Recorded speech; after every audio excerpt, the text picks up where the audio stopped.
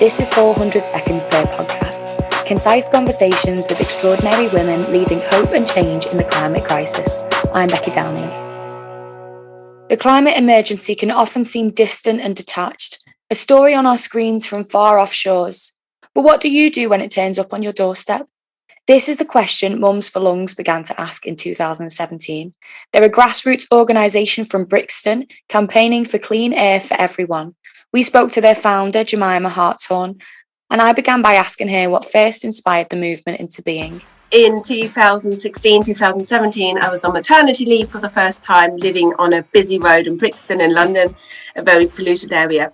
And, I started reading about air pollution while pushing the pram. And I started thinking about it. I started talking about it.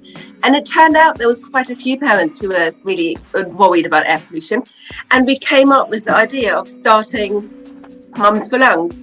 So we're a network of parents campaigning because we are worried about children getting really sick from air pollution. Air pollution at London levels of air pollution is linked to stunted lung growth, cardiac issues, asthma, cancer, diabetes, name it. Air pollution is bad for it. So we wanted to make a difference. And, we sort of campaign where we think we can make a difference. So it has been local boroughs and the mayor and national government, but also because we know everyone is incredibly busy and has a million things to do. We, as volunteers, usually organise campaigns that are really easy for people to join. Like, we'll create posters and then ask lots of people to put them up. I thought it would fizzle out when we all went back to work, but it didn't. And instead we've sort of grown and gotten more momentum.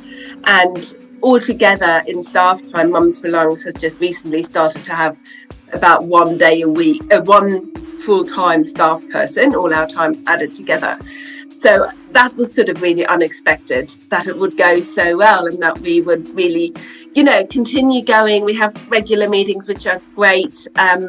We do a lot more things, like we now have sample letters that people can download from our website to send to TV shows who are glamorizing wood burning, for example. So we've branched out from being only volunteers to have a bit of staff time. And I think in impact, I hope we've sort of really managed to increase the outreach we have and thereby raise much more awareness of air pollution than we could within our sort of, friends and family networks where we started.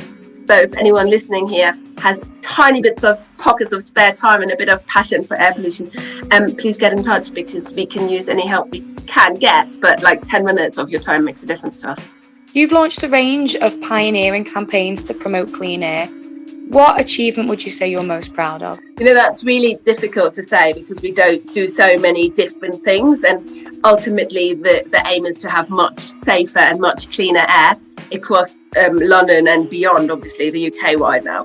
So it's really difficult to say what would be the one achievement. I think what has been great is that we have seen clean air councillors come in different boroughs as a result of our campaigning ahead of the last local elections. We did a Twitter storm at national government on the environment bill in January, which was trending at 9 o'clock in the morning with our hashtag Vote Clean Air.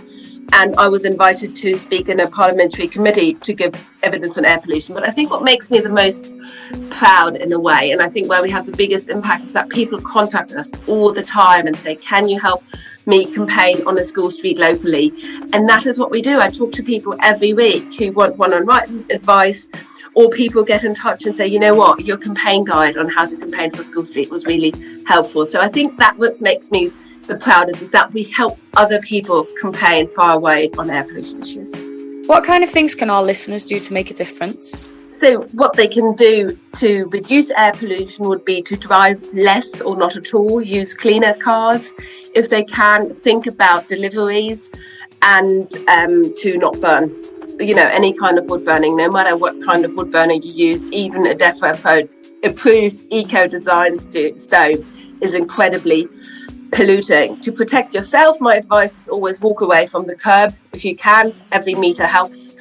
And lastly, I would really say, please get involved. Drop me a line or get involved with your local Friends of the Earth group.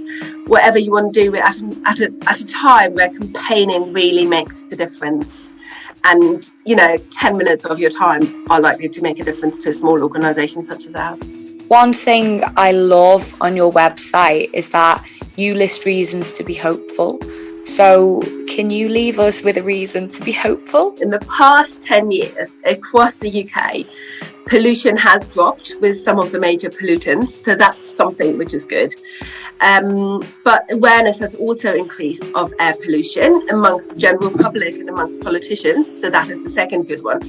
The bad thing is, though, is that the impact of air pollution is being much more researched and understood now. So we understand now that much lower levels of air pollution are really harmful. So despite more awareness, we need to campaign more. But I also think because of the increased concerns publicly around air pollution, there's a real opportunity to campaign. We're pushing at doors that have been opened a bit, a tiny little bit, and media is reporting much more on it. So I feel the reasons to be hopeful is that there is an opportunity to get, with the right campaigning, much more advancements on reducing air pollution really soon to reduce the impact on everyone's health. You can find out more about Mums for Lungs at mumsforlungs.org and follow them on social media where they're at Mums for Lungs. 400 Parts Per Million is an ecological arts project by Theatre in the Rough, exploring young women's experience of the climate crisis.